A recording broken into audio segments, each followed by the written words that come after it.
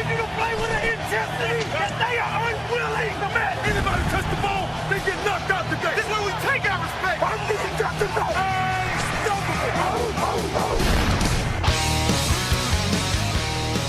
Bem-vindos ao podcast NFL Hoje. Meu nome é Gabriel Martins e hoje aqui comigo está o Frederico Maritan.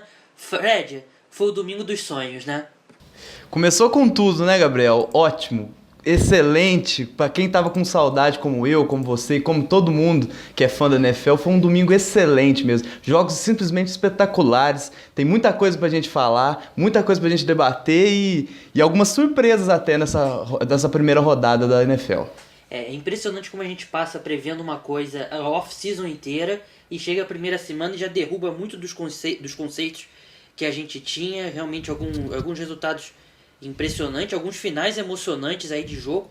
Não vamos enrolar muito não, vamos direto para os jogos, começando pelo Sunday Night Football.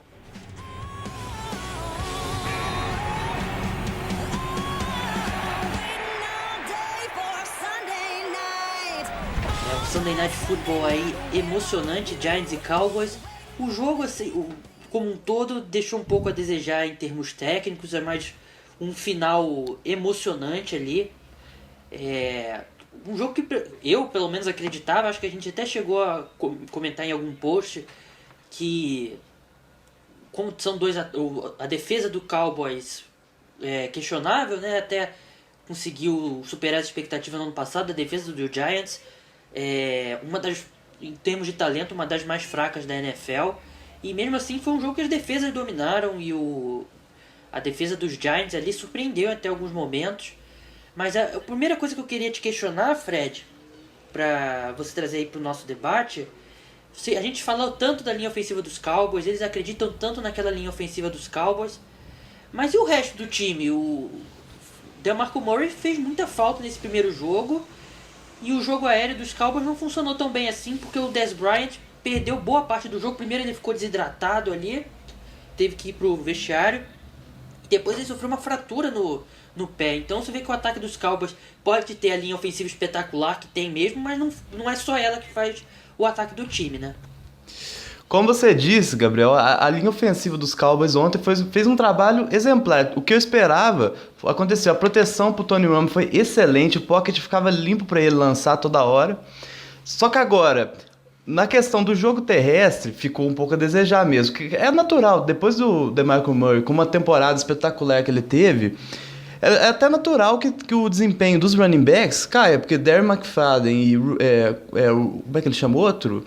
É o Joseph Randle. Joseph Randle, eles são muito abaixo do DeMarco Murray. Agora, a produção dos wide receivers ontem dos Cowboys foi muito ruim. Tanto que o fumble forçado, as interceptações foram derrotas que os wide receivers tiveram contra a secundária dos Giants. Agora, o que salvou mesmo o ataque foi o quê? O Tony Romo, que foi muito clutch ontem, e a produção dos tight ends, né? Que o Devin Escobar teve um touchdown, mas o Jason Witten teve mais dois touchdowns, inclusive o touchdown na vitória. Agora fica preocupante agora com o 10 fora alguns jogos, né? Se eu não me engano, ele vai ficar de 4 a 6 semanas, que ele teve uma fratura. E preocupa um pouco essa parte do ataque dos Cowboys. Eu diria nem que preocupa um pouco, eu diria que preocupa muito. Eu até conversando com os amigos ali após a rodada, o Dez Bryant perdendo 6 jogos, eu acho que pode ser a diferença aí para os Cowboys não irem aos playoffs novamente, porque esse ataque dos Cowboys sem o Dez Bryant é extremamente comum. O Tony Romo pode ter bastante tempo para passar, mas não tem para quem passar. O Jason Witten, apesar de um cara muito experiente, ali na Red Zone foi muito bem, mas ele não consegue se mover quase mais. Eu acho que o Jason Witten, se ele fosse correr o tiro de 40 jardas hoje, eu tenho minhas dúvidas se ele ficaria abaixo de 6 segundos. Ele parecia estar muito lento durante o jogo. E pelo lado dos Giants, uma partida bem fraca do Eli Manning. A gente esperava tanto aí desse ataque aéreo, poderia ser um dos mais poderosos aí da NFL. Mas até que eu gostei do jogo corrido dos Giants, né? Passando aqui nos números rapidamente. O Rashad Jennings teve 62 jardas em 13 tentativas, uma média boa. O Shane Vereen e o Andre Williams, pouco menos, mas tiveram média. O Giants até que em determinados momentos correu bem com a bola. Mas o ataque dos Giants em si não conseguiu ficar muito tempo com a bola e não conseguiu botar pontos no placar, né? Foi a defesa do Giants que conseguiu uma pick six, né? Interceptou ali, mas que não foi culpa do Tony Romo. Não me lembro, acho que foi um fumble recuperado, com o Beasley deixou o fumble cair e o Dominic Rodgers-Cromartie retornou. Teve outro retorno também que foi quase para touchdown, mas deixou o ataque ali dentro da linha de 5 jardas. Então, o que a gente esperava que ia ser um time que ia ser totalmente liderado pelo ataque, o ataque teve uma partida bem fraca. O Odell Beckham, os números dele não são espetaculares. O Odell Beckham teve 5 recepções para 44 jardas. Mas não sei se você percebeu isso, Fred. Os Giants estavam usando muitos passes ali na linha de scrimmage, passes curtos. E o Odell Beckham é um jogador que vai muito bem no fundo do campo. Ele consegue pular e pegar a bola, como a gente viu naquela grande recepção dele. Ele é um jogador super explosivo. E eu acho que você limita um pouco ele tentando só passes curtos, só passes ali perto da linha de scrimmage. Quando eu bati o olho ali na tabela, esse primeiro Sunday Night, eu falei, nossa, vai ser aquele jogo de mais de 30 pontos dos dois times e os ataques aéreos voando. Foi totalmente ao contrário. Fiquei muito, muito surpreendido e satisfeito com o desempenho das duas defesas ontem. A do Giants principalmente, porque forçou fumble, interceptações, deixando o ataque em muito boas posições durante o jogo.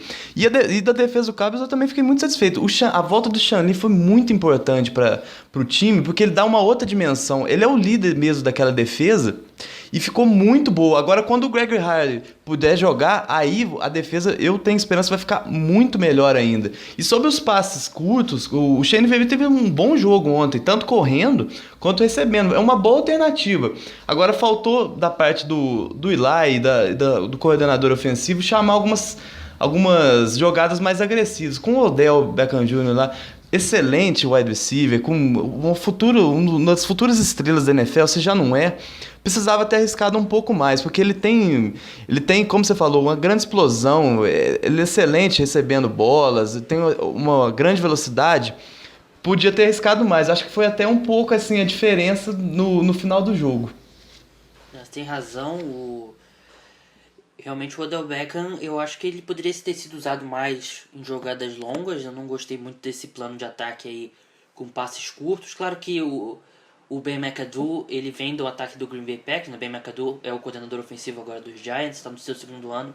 Ele vem do Green Bay Packers, que é o West Coast Offense, né? Para quem não sabe, o West Coast Offense é aquele ataque com passes rápidos, que são passes curtos. Você pega o que a defesa te dá ali, né, ver a melhor matchup, né, os melhores setores ali para explorar, e não tem tantas jogadas longas, né, não tem passes, dropbacks muito longos, mas eu acho que você tem que incorporar isso ao ataque, principalmente porque em breve você vai ter o Victor Cruz também, que é um jogador que também trabalha bem em bolas longas, e você tem que explorar o que o seu time tem de melhor. E eu não gostei muito do plano de ataque dos Giants.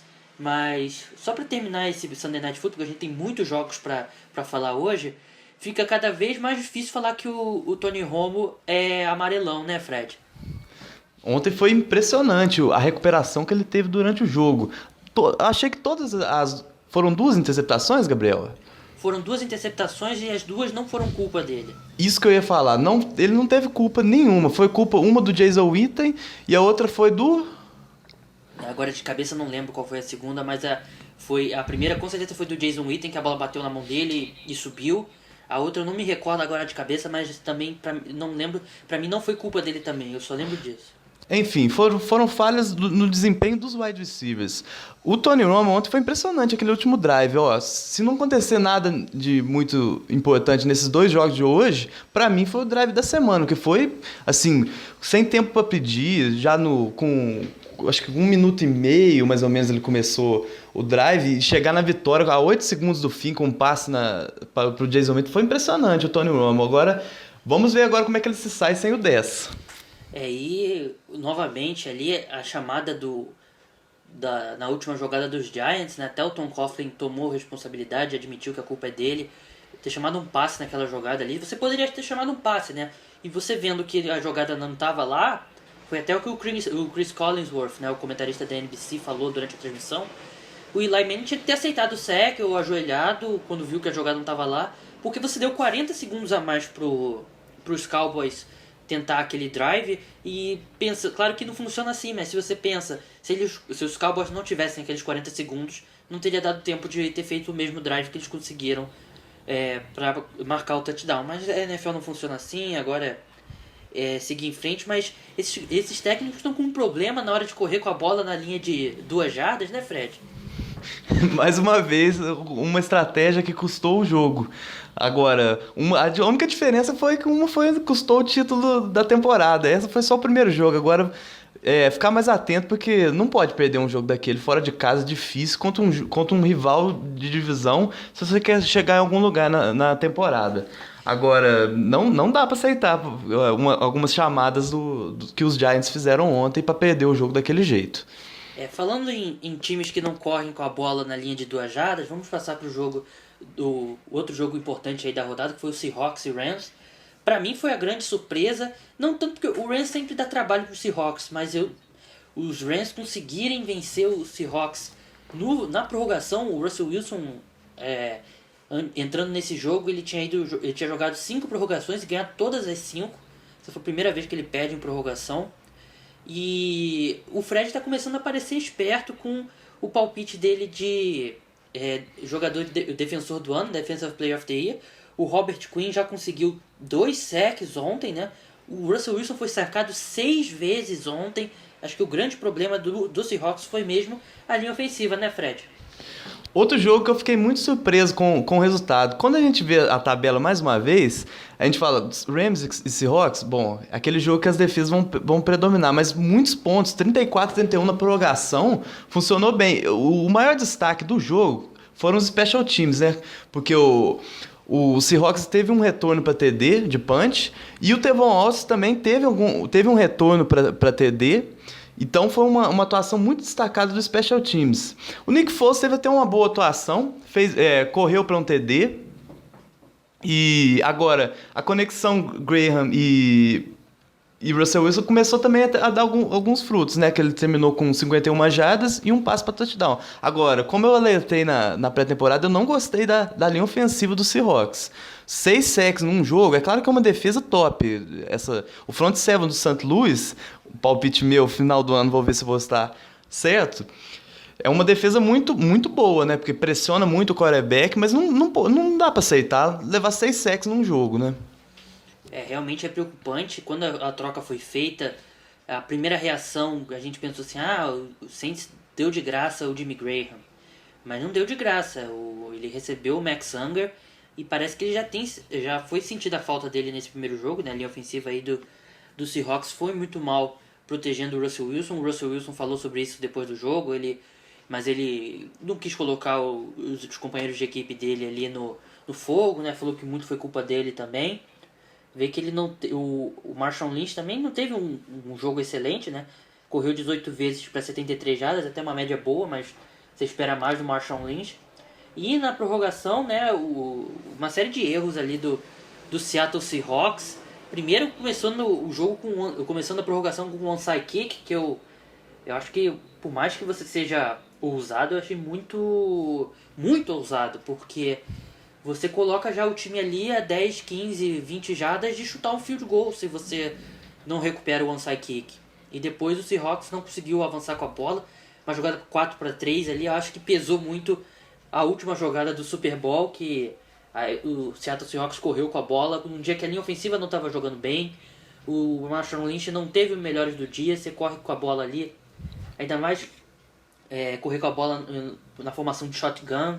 Eu não gostei da chamada e o Seattle Seahawks tem bastante coisa aí para pensar para a próxima semana, porque a NFL funciona assim, né? Você, mesmo um time claramente inferior, parece ser inferior, pode ganhar em qualquer dia, né? E foi o que aconteceu. Ninguém acreditava que os Rams poderiam ganhar, e eles foram lá e ganharam.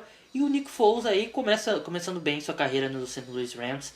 Pode ser que ele tenha uma nova vida aí, já que ele teve um ano bem ruim na Filadélfia na última temporada. Agora, o outro jogo que a gente destacou na temporada, Fred, na primeira semana, Broncos e Ravens, foi um verdadeiro duelo de defesas, né? Fazia tempo que eu não via um jogo que as defesas dominavam tanto o ataque. Inclusive o Gary Kubiak, do técnico do Broncos, depois do jogo ele falou que foi o melhor jogo de defesa que ele já viu como técnico. E foi impressionante mesmo, porque os ataques não conseguiram fazer praticamente nada. Eu tava vendo os números do jogo, cada time só teve uma posse na red zone, e isso foi a última posse no jogo, no quarto período, e mesmo assim os ataques não conseguiram fazer nenhum TD. Os 2 TDs do jogo foram interceptações das defesas retornadas para touchdown. Da parte dos Broncos, ficou uma pulga atrás da orelha em relação à linha ofensiva. O Peyton Manning foi muito pressionado ontem, muitos passes apressados, muito sacks. Um cara de 39 anos, que já está praticamente assim, bem no fim da carreira, não pode ficar levando tanta pancada. Agora, da parte dos Ravens, muita preocupação agora com essa lesão do Terrell Suggs, porque ele é o líder da defesa e ele vai fazer muita falta agora nessa temporada para os Ravens. E sobre o Joe Flacco, faltou um pouquinho ontem dele. Assim, eu dou mais crédito para a performance das defesas do que pelo fracasso dos ataques, porque ontem foi impressionante, nem jogo terrestre dos dois times e muito menos jogo de passe funcionou, em virtude dessa situação assim, brilhante das duas defesas. O Peyton Manning sofreu 4 sacks e até conversando com um amigo meu que é torcedor dos Broncos ontem, eu não sei se o Peyton Manning, pra mim, pareceu o Peyton Manning da segunda metade da temporada. O Peyton Manning sem força nenhuma no braço, os passes saindo devagar, e ele nunca teve um espiral muito certo na bola, mas acho que agora que a força do braço dele tá caindo, o espiral tá pior ainda.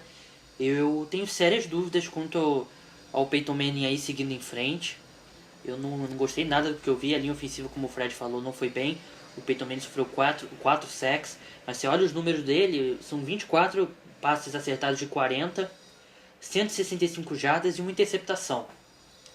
Parece que ele não tem a força mais no braço. Eu lembro que eu assisti o jogo, né, parte do jogo pelo menos, e teve um passe de 20, 30 jardas que ele teve que colocar muito ar embaixo da bola, né, fazer aquela parábola bem grande, se esforçar muito, e um passe relativamente curto para um quarterback da NFL pode fazer aquele passe sem muitos problemas. E eu fiquei bem preocupado, e eu não duvido nada, Fred, que de repente o último ano do Peyton vai ser um ano bem deprimente. Eu não acho que ele vai ter um daqueles anos tipo o Brett Favre, aquele ano péssimo que ele teve, o segundo dele contra os Vikings, porque o Peyton não tem tantos erros mentais, mas eu prevejo aí, estatisticamente, pra mim vai ser o pior ano da carreira aí do Peyton. Eu sei que você é um grande fã dele, mas é preocupante esse primeiro jogo dele.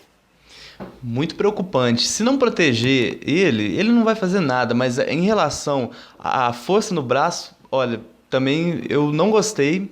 Ficou devendo um pouco, eu esperava mais, mas agora tem que arrumar primeiro essa linha ofensiva. Acho que com a linha ofensiva funcionando melhor, eu tava vendo, só tem um titular da última temporada. E outra coisa, o left tackle, que é o Tyson Bryle, é um calouro, e calouros numa posição tão importante é a garantia de fortes emoções nesse ano para o torcedor dos Broncos.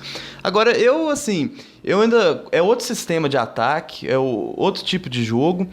Eu ainda espero uma evolução ainda no decorrer da temporada. Eu não creio que ainda nesse início ele já esteja em sintonia total com o novo coordenador ofensivo, com o novo técnico. Mas assim, ao decorrer da temporada, eu creio que o ataque dos Broncos vai melhorar. E agora, quinta-feira, já tem um teste muito difícil, né, que é o Thursday Night Football, contra os Chiefs fora de casa. Então, e é outro time com um pass rush muito bom, e é um excelente teste para essa linha ofensiva e para o Peyton Manning, principalmente.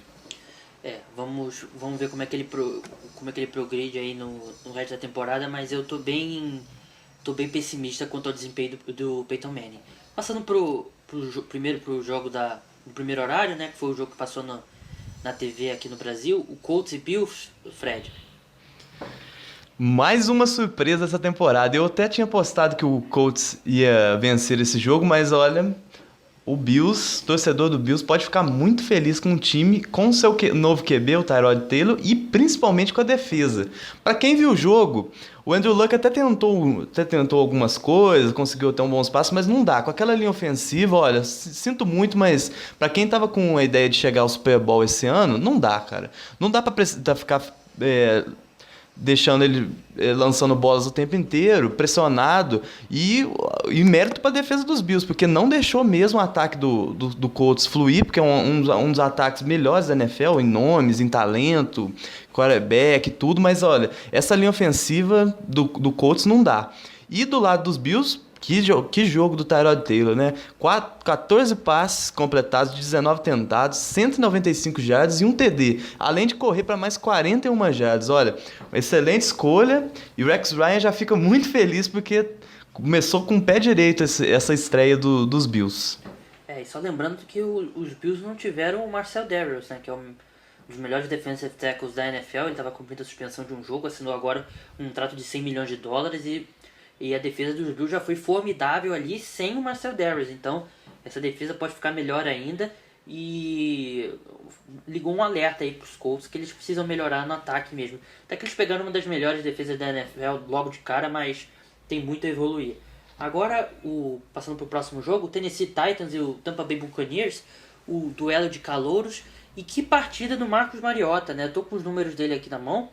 Ele acertou 13 de 16 passes para 209 jardas e 4 touchdowns, enquanto o Jameis Winston acertou só 16 de 33 passes, aí menos de 50%, para 210 jardas, 2 touchdowns e 2 interceptações. Eu lembro que no processo do draft, muita gente falava que o Jameis Winston ia ter um pouco de vantagem por supostamente ir para um time que estava numa situação que tinha jogadores melhores. Mas eu nunca acreditei nisso. Eu sempre olhava para o Tampa Bay Buccaneers, apesar de ter o Mike Evans e o Vincent Jackson, Mike Evans que não jogou ontem, mas a linha ofensiva do Tampa Bay Buccaneers é a pior da NFL com sobras. E até você assistindo ali os melhores momentos, o Jameis Winston estava sempre pressionado. Interceptações dele foi, pelo menos uma, foi num lance que ele estava muito pressionado pela defesa do Tennessee Titans, que não é nenhuma defesa espetacular e mesmo assim colocou bastante pressão nele. E aí o Jameis Winston teve esse jogo ruim. E o Marcus Mariota foi espetacular, muito conservador com a bola ainda, 13 de 16 passes, um aproveitamento incrível, 4 passes para touchdown. O Kendall Wright foi um grande alvo para ele, né? Foram 4 recepções, 101 jardas e um touchdown. Então gostei bastante do Marcus Mariota. Às vezes a gente vê um cara tendo um bom desempenho na pré-temporada e não se repete na temporada regular, mas o Marcus Mariota continuou aí a evolução que ele teve na pré-temporada. Ele também não está correndo tanto com a bola, né? Ele só correu com a bola 2 vezes para 6 jardas, e foram situações ali que não foram corridas desenhadas. Até gostaria de ver ele correndo um pouquinho mais com a bola, mas o Tennessee Titans tem que ficar feliz. E olho no Tennessee Titans, hein? Joga numa divisão fácil, pode ser que surpreenda aí, quem sabe possa até brigar por uma vaga nos playoffs. Agora avançando pro próximo jogo, Fred, Packers e Bears. Mais do mesmo, né? Vamos ter que elogiar, chovendo molhado mais uma vez. Que partida do Aaron Rodgers ontem, né?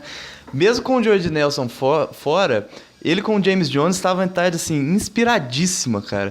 Foram 3 passes para TD do Rodgers, 189 jardas e completou ainda 18 de 23 passes tentados. O jogo até foi até disputado assim, na maior parte do tempo, com o ataque terrestre dos Bears fluindo. O Matt Forte teve um jogo muito bom, cara. Ele saiu com 141 jardas e um TD.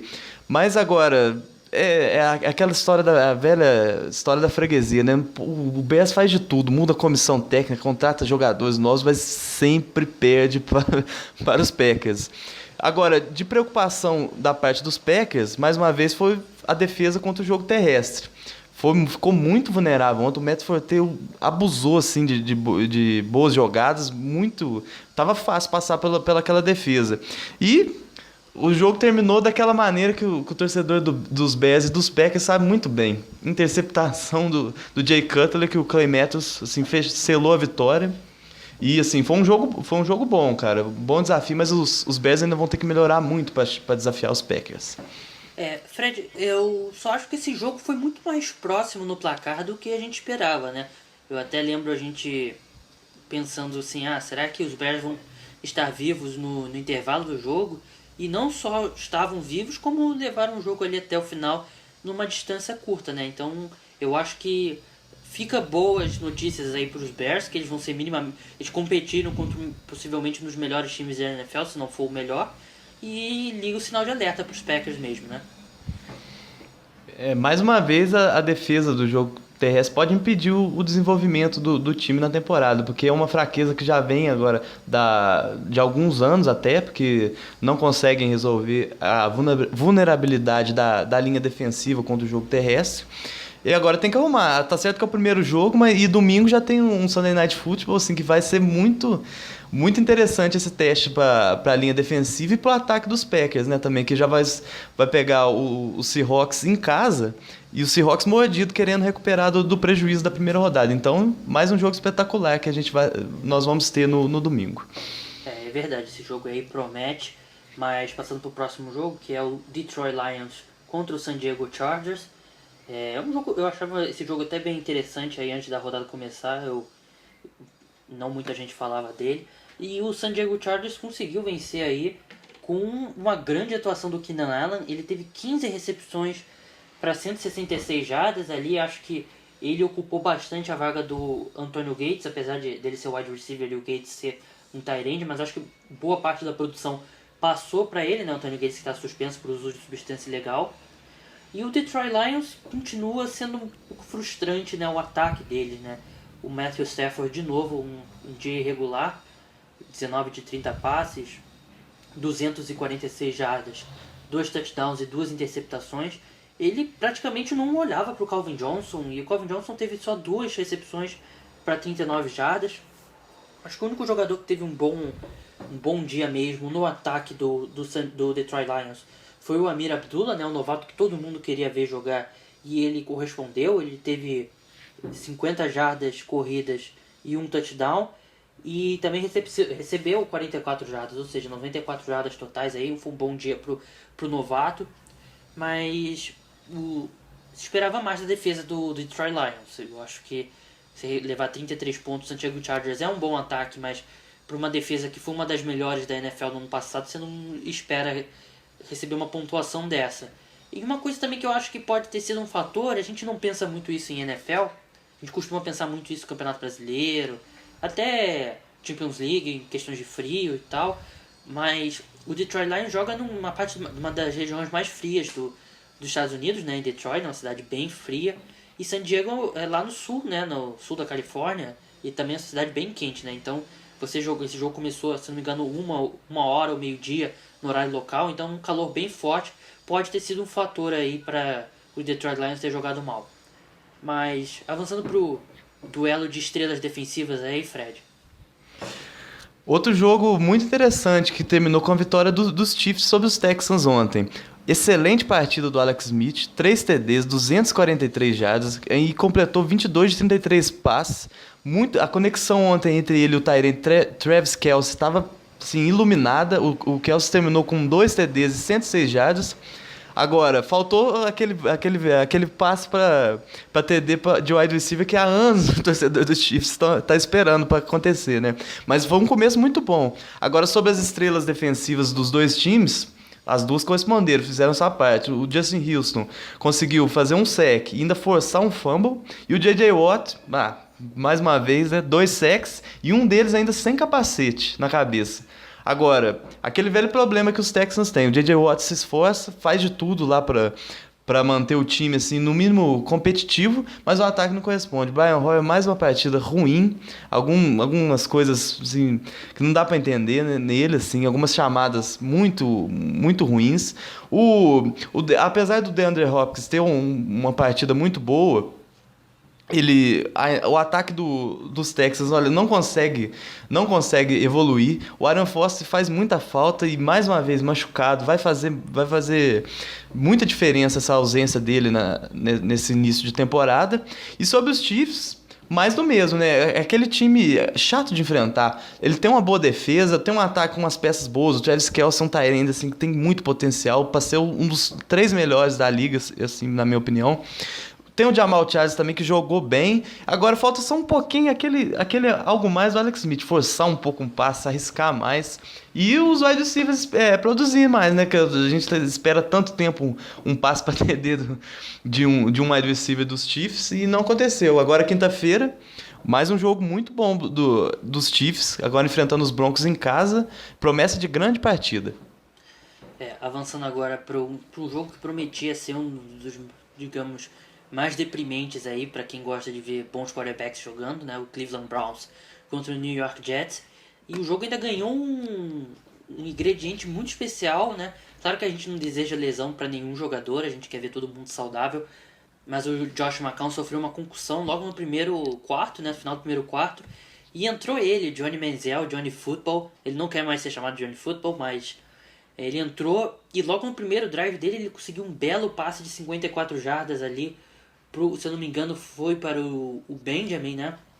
E parecia que ele ia botar aquela mágica dele de Johnny Football, ia levar os Browns à vitória, mas foi isso. Os Jets conseguiram controlar bem o jogo. O Ryan Fitzpatrick não, até teve um jogo ali, poderia ter sido mais eficiente, mas o jogo terrestre funcionou muito bem, né? Tirou um pouco da pressão de cima dele. O Chris Ivory teve 91 jardas, 2 touchdowns. O Brandon Marshall teve uma boa estreia também, 62 jardas e um touchdown. E os Jets venceram ali com alguma facilidade, 31-10. E Cleveland Browns aí parece bem um dos principais candidatos aí a conseguir a primeira escolha no próximo draft. O Johnny Manziel até teve alguns bons momentos, correu bem com a bola. Teve 5 corridas para 35 jardas, mas ele perdeu 2 fumbles além de uma interceptação. Se o Josh McCown estiver saudável para a próxima rodada, ele deve voltar, porque o Johnny Manziel também não surpreendeu. Mas vamos lembrar que ele perdeu bastante treino ainda nas últimas semanas por causa de um problema no cotovelo, né? Perdeu vários dias. Então acho que ele não estava no melhor da sua forma para entrar nesse jogo, mas o New York Jets fica uma boa notícia aí. O time parece ser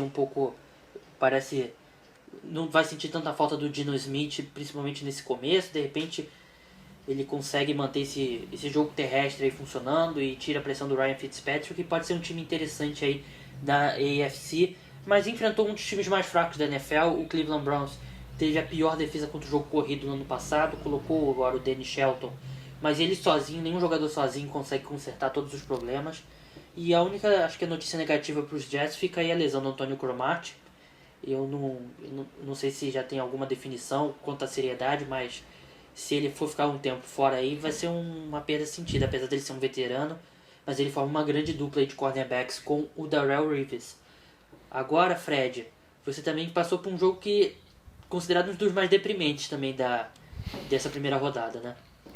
É um jogo assim que a expectativa era baixa de quase todo mundo, né? Mas os Panthers conseguiram sair bem contra os Jaguars, né? É um confronto da parte dos Panthers, até que o Ken Newton teve um jogo até interessante, né? Com 175 jardas, um TD e uma interceptação, além de correr mais para 35 jardas. De preocupação agora da parte dos Panthers foi a lesão do Luke Kuechly. Eu acho que ele saiu com uma concussão durante o jogo. E assim, se ele não voltar, os Panthers vão ficar assim, nem vão chegar a 8-8 assim, na temporada. Se ele não se recuperar rápido, porque ele é o melhor jogador do time. Para mim, um dos 10 melhores jogadores da NFL. E eu espero que ele se recupere rápido, né? Porque, inclusive, para confirmar meu palpite, né? Porque eu pus os Panthers ganhando a divisão esse ano, mas sem ele, esquece. Agora, do lado dos Jaguars, Blake Bortles, mais uma vez, uma atuação muito irregular. Mais uma vez, um jogo com 2 interceptações. É difícil ele passar um jogo sem forçar um passe que não seja interceptado, né? Ele terminou o jogo com um TD ainda. E forçou o braço mais uma vez, né? 22 passes em 40 tentativas e os Jaguars mais uma vez, assim, caminhando para ano que vem tá entre os top 5 das escolhas do draft. Fred, uma pergunta que eu queria fazer é que às vezes a gente analisa os números e os números não dizem o que foi o jogo. Se olhando os números do Ken Newton, não foram nada espetaculares, eu vou puxar eles aqui, mas eu lembro já que eu não assisti esse jogo, eu estava assistindo o jogo do Colts contra os Bills. E eu lembro que eu olhei os números ali e não pareciam nada espetaculares. Mas tendo em vista, puxei aqui os números, ele acertou 18 de 31 passes para 175 jardas e um touchdown, que não são números longe de serem números positivos. E teve ainda uma interceptação.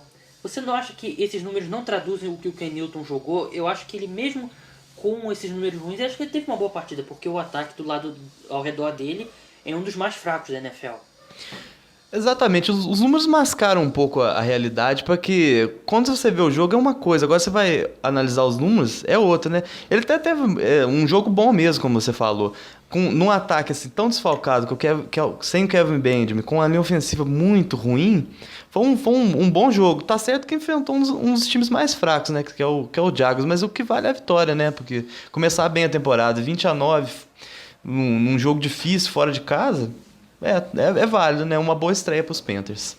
E começa com o pé direito, né? Ganhando o jogo aí, ficando 1-0. Os Saints perderam, a gente vai falar mais pra frente. O Buccaneers também perdeu e o Falcons também deve perder pro Philadelphia Eagles. Tudo indica que vai perder.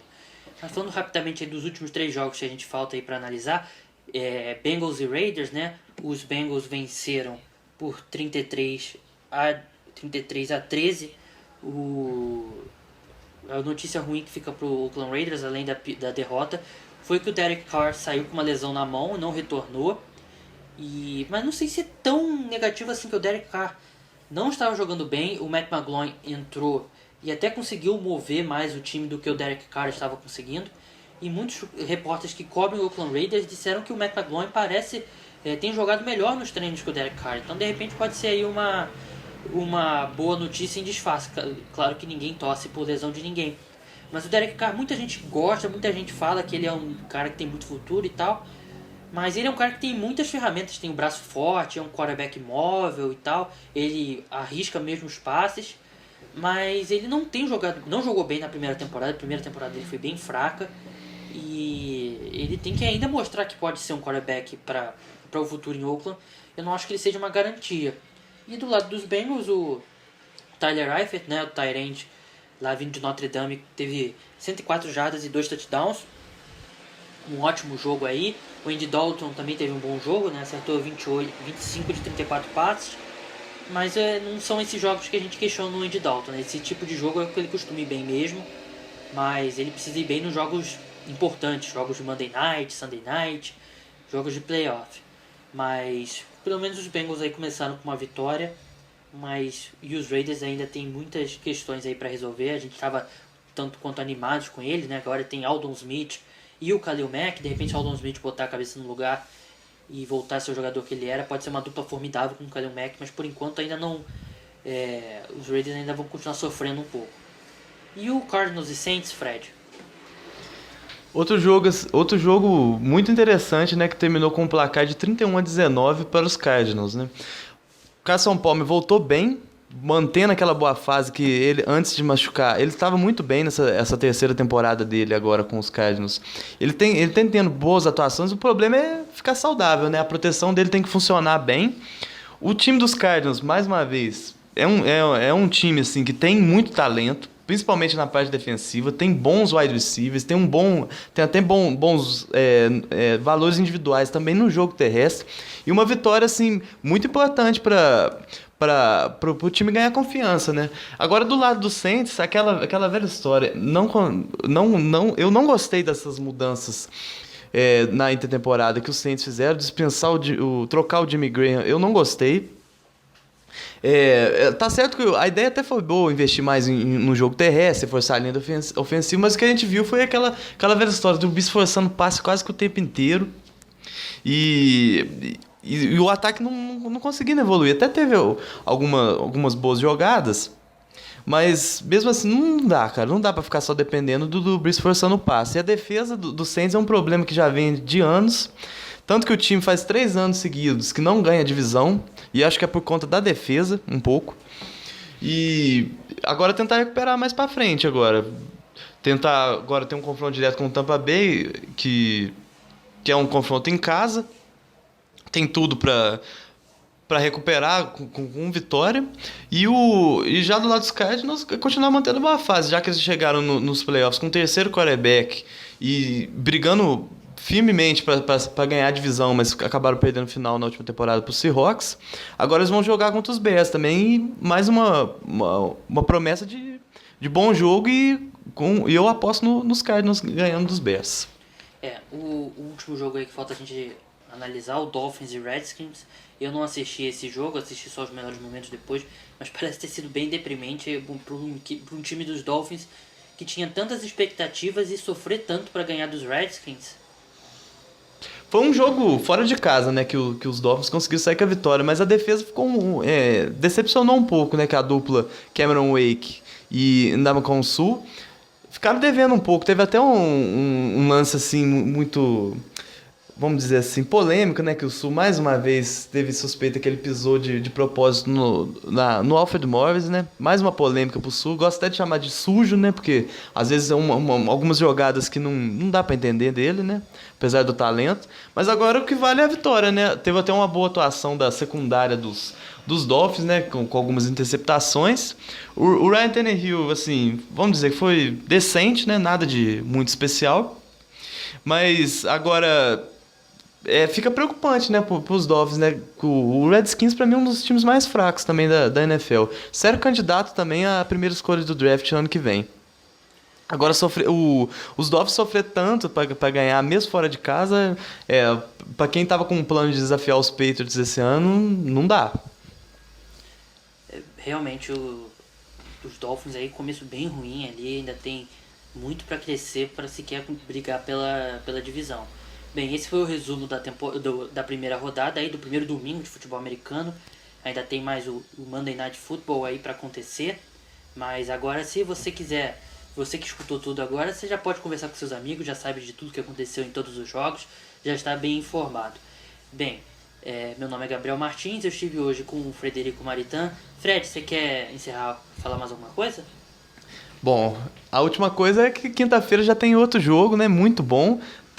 A NFL voltar com tudo, assim, muitos jogos muito interessantes. E é só a primeira semana, temos mais 16, ainda temos playoffs ainda, e muita coisa muito boa vai acontecer. O Fred tem razão, mas não vamos pensar muito na frente, vamos aproveitar essas semanas. Olha, aproveite o futebol americano, que quando você pisca o olho e ele já acabou. Só lembrando, você que está escutando a gente pela primeira vez, assina a gente lá, se você tem iPhone, assina a gente no feed do iTunes. Você pode também escutar a gente no 4Share, né, baixando a gente e escutando pelo computador, pelo iPod, pelo telefone. Você tem várias opções. Tem o SoundCloud também, que você pode escutar direto no telefone, qualquer celular aí, smartphone, você pode baixar o aplicativo. Você pode escutar pelo YouTube também. Assina a gente lá no nosso canal no YouTube para você receber todos os nossos podcasts lá direto. Você pode escutar pelo Stitcher também, que é a mesma coisa, você pode escutar direto pelo celular, é um ótimo aplicativo. Você que tem celular Android, eu aconselho você a baixar o Stitcher, vai ser a forma mais fácil de escutar a gente. E também não esqueça de seguir a gente no Twitter, né, o @HojeNFL, né, ao contrário, não é NFL Hoje, é @HojeNFL. E se quiser me seguir também no Twitter, @GMoreiraMartins, manda um reply lá pra mim, pra gente conversar bastante sobre futebol americano. Bem, para o programa de segunda foi isso, é o nosso resumo dos jogos de domingo. Quarta-feira a gente volta com mais uma edição. A partir de agora a gente vai tentar fazer 3 edições por semana, hein? Não perca, baixe todas, sempre escute para ficar bem informado de tudo que acontece na NFL. Bem, fui. Tchau!